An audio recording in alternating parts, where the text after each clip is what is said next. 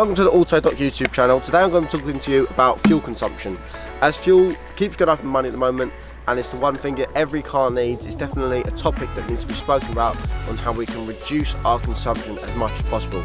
So today I'm going to give you my 5 top tips on how we can reduce our fuel consumption, save money and get more use from our fuel. So if you haven't already, make sure you're subscribed to the autodoc YouTube channel, leave a like on this video and comment down below. So let's get into the video.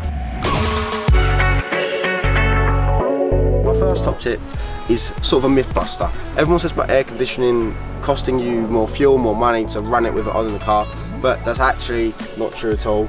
Air conditioning plays zero factor into your fuel consumption, and having your window down, especially like when you're doing plus 50 miles per hour or say kilometers per hour. See, I don't have this problem because my side windows are polycarbs. If you have your windows down, the motor makes you think, oh, I'm not using the air conditioning, it's going to save me more money. Having the windows down is going to cause you more drag, and it's going to make your car work harder, and then you're going to use more fuel. So you can just have a more comfortable, relaxing drive with air conditioning on and save yourself some money. So don't drive with your windows down. If you have air conditioning, use it. If you don't have air conditioning, put your windows down. But if you do, use that luxury. It's not costing you any money, and you'll put your windows down to cost you more money. Tip number 2 is actually going to be kind of an obvious one: harsh braking and harsh acceleration. If you're braking ridiculously late and you're accelerating flat all the way up for no reason, it's gonna use more fuel because the car's working harder. I feel like it's kind of an obvious one, but people don't really understand the braking side of things. Everyone just relates to the accelerating. But harsh braking is not just as bad as harsh acceleration, but it is still costing you more in fuel. It does use more fuel consumption when you're harsher braking, because then you've got to use more power to build up again. Just watch the road ahead, even just for a safety aspect. Like, just watch the road ahead of you. Make sure you have plenty of time to brake slowly. It's going to save you fuel, save you money. It might save your car or your life one day. You never know.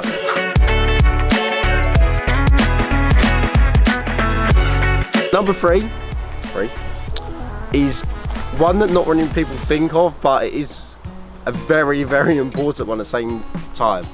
Weight reduction. Now, I'm not talking to like the extent of what I've done, where you've got like full race car, removed every single piece of interior trim possible from your car.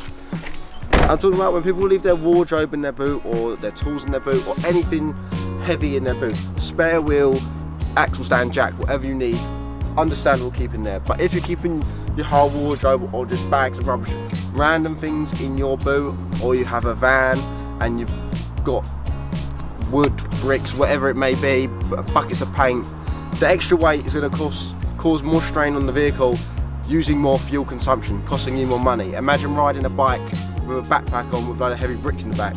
It's going to slow you down and wear you out a lot faster than if you had no backpack on at all. So obviously, make sure you keep what you need in your car, but if there's stuff in there you don't need and it's just sitting in there, don't leave it in the car, because it's just going to cost you more money. So top tip number 4 is actually going to be your tyre pressures. Now, whether your measurements in bar or PSI, you need to make sure that you have the correct amount in your tyres. Not too little or not too much. Not too much could be a problem. Too little is a very big problem, as I'm sure you know if you've had a flat tyre or a blowout, whatever that may be. But you need to make sure you have the correct amount. Most cars, or every car, obviously mine's will be completely different because I'm running like a race setup. But if your tyres aren't the correct PSI, if they're too flat, then they're gonna have to work harder. It's gonna wear your tyres out, so that's gonna cost you money, but it's actually gonna use more fuel. Like I said earlier about riding a bike, ride a bike with flat tyres, it's gonna be a lot more difficult than driving with the correct amount of pressure in them. But if you don't know your ones, you can either look it up on the internet, or if you open your door, most of the time they'll have it in a door sill, or if you look in your glove box at your owner's booklet, it should say in there. But most times you can find it on Google. If you are struggling, you've always got a Facebook forum, or just any forums line, you can always find your correct pressures. Our 5th and final tip for you today is going to be, it's going to be a 2-part one, because I feel like both of them are quite important. Use your gears correctly. Make sure you're not in too high of gear or too low of gear. So meaning that your rev counters between say 2,000 to 3,000 rather than 6,000, or sitting at 1,000 about to stall out, not wanting to be in that gear. And then the other one is also not leaving your car in idle for too long.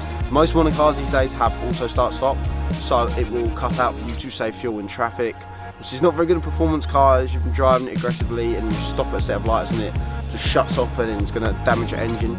But if you are in a bit of traffic and you think this is not going to move for a while, turn your engine off, save your fuel. It's a good thing to do and it stops the emissions and stuff like that. I'm going to wrap the video up here, guys. Please leave a like on this video, comment down below if this has helped you or if you had any ideas yourselves for how to save fuel, and make sure you subscribe to the Autodoc channel, and I hope to see you in another video soon. So thank you for watching, have a good one.